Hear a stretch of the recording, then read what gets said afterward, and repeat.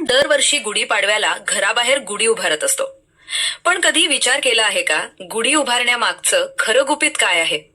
ही फक्त परंपरा आहे का, की यामागे दडलेलं आहे एखादं मोठं आध्यात्मिक रहस्य? आज आपण जाणून घेणार आहोत गुढीचं खरं महत्व. 1. विजयाचं प्रतीक. पुराणांनुसार जेव्हा भगवान श्रीराम 14 वर्षांचा वनवास संपवून अयोध्येला परतले, तेव्हा लोकांनी आनंदाने विजयध्वज उभारले. तोच विजयध्वज म्हणजे आजची गुढी.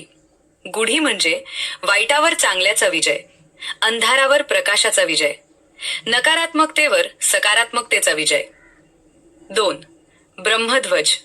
सृष्टीच्या सुरुवातीचं प्रतीक. गुढीला ब्रह्मध्वज असंही म्हटलं जातं.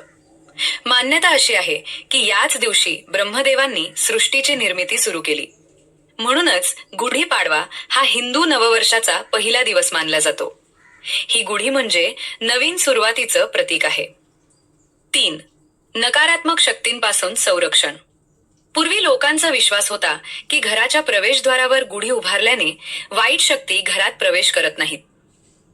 गुढीवरील कडुलिंब, साखरेच्या गाठी आणि फुलं यांच्या मागेही आरोग्य आणि सकारात्मक ऊर्जेचं शास्त्र दडलं आहे.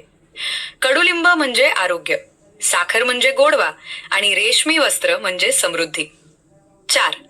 नवीन वर्षाची सुरुवात नवीन विचारांनी, नवीन ऊर्जेने आणि सकारात्मकतेने करणे हेच गुढी उभारण्यामागचं खरं गुपित आहे.